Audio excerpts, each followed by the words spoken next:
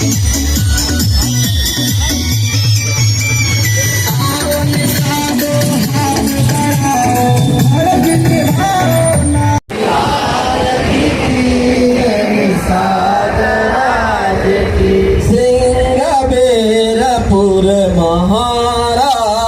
की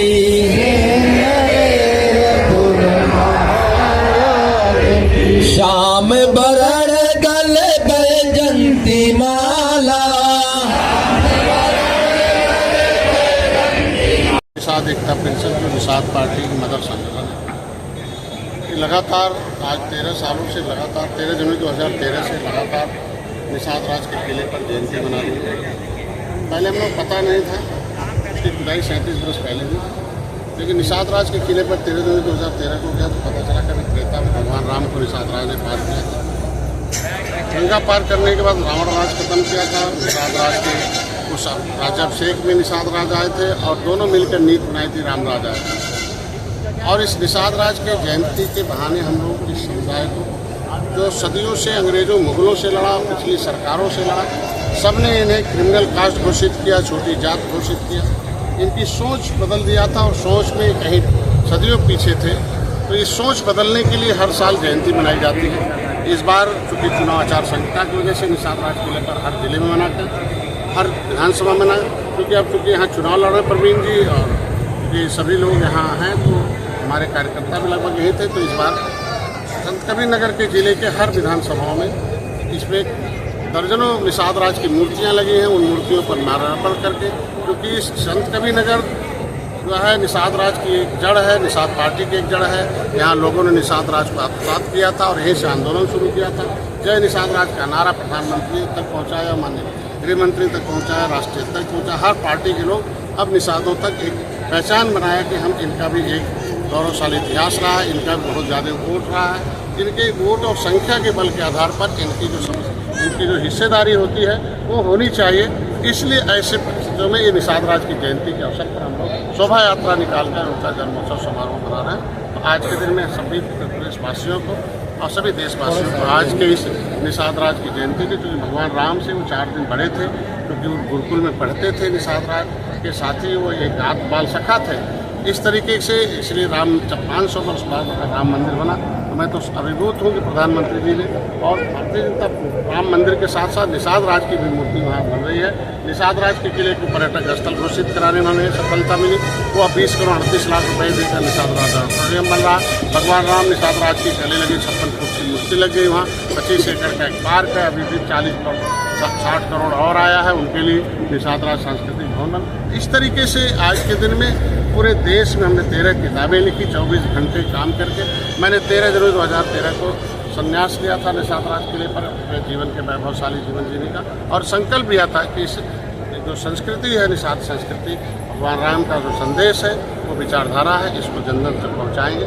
उसमें कामयाबी मिली है और उसकी देन है आज के दिन में इंजीनियर प्रवीण निषाद सांसद बने गोरखपुर और संत कबीर नगर। मोदी जी ने विश्वास किया और आप देखे होंगे कि संत कबीर नगर के चारों क्षेत्रों में बहुत ये एनर्जी डिपार्टमेंट के मेंबर भी थे और मोदी जी के उस निर्देश पर पूरे देश में दौड़ा करके आपने देखा होगा जो बिजली 4 घंटे आती थी अब वो 24 घंटे आती है। ये सफलता मिली। भले सांसद जी कम समय दिए हों संत कबीर नगर, लेकिन देश के लोगों को उजाला देने के लिए कामयाबी मिली। डॉक्टर संजय ने भी निषादों के लिए ढेर सारी नीतियाँ बनाई। प्रधानमंत्री से 41,500 करोड़ रुपया पूरे 6 साल के अंदर दिया गया। तो आज के दिन में यह हम लोग सौभाग्यशाली हैं कि इस जयंती के अवसर पर भारतीय जनता पार्टी ने हमें आज वो अवसर दिया है।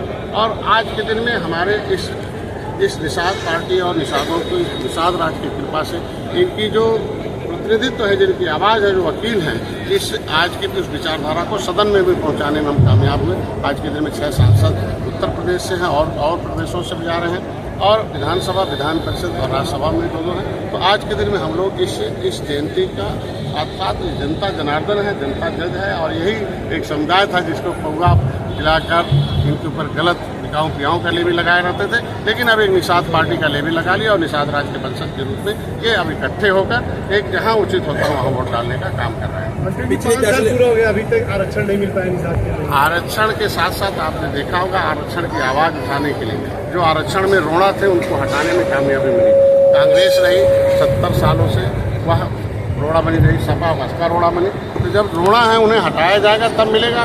वह पार्टियाँ आज के दिन में निषादों का जो नाम था वह अनुसूचित जाति, अनुसूचित जनजाति में, पिछड़े में, विमुक्त जनजाति में, कोई ऐसा पन्ना नहीं होगा अनुसूचित आरक्षण का जिसमें न हो। तो इस विसंगति को दूर करने के लिए हमें समय चाहिए और माननीय मोदी जी हैं तो सब मुमकिन है और आज नहीं कल होगा। मेरा समाज इकट्ठा होकर आरक्षण भी मिलेगा। आरक्षण के लिए वकालत अगर हम प्रमाणिक दस्तावेज लाए हैं तो उनका प्रमाण पत्र भी दे रहे हैं। मंत्री जी, जो आज कार्यक्रम था शोभा यात्रा का, वो उसका परमिशन 9 बजे से 3 बजे तक था, उसके बाद आपका शोभा यात्रा निकला? नहीं, आज के दिन में शोभा यात्रा के लिए उधर से परमिशन था, कार्यक्रम का यहाँ परमिशन था। 3 बजे तक था आज के दिन में नहीं, मैंने कहने का मतलब है कि यह धार्मिक कार्यक्रम है, कोई राजनीतिक कार्यक्रम नहीं है। और जब धार्मिक कार्यक्रम रहता है तो जनता हमारी है, कटिया दौरी है, उनके लिए समस्या आ रहे हैं, जा रहे हैं, तो इसलिए उसके लिए कोई दिक्कत नहीं। जनसभा भी कर रहे हैं आप? यह जनसभा नहीं है, इनके लिए शोभा यात्रा का जन्मोत्सव समारोह है।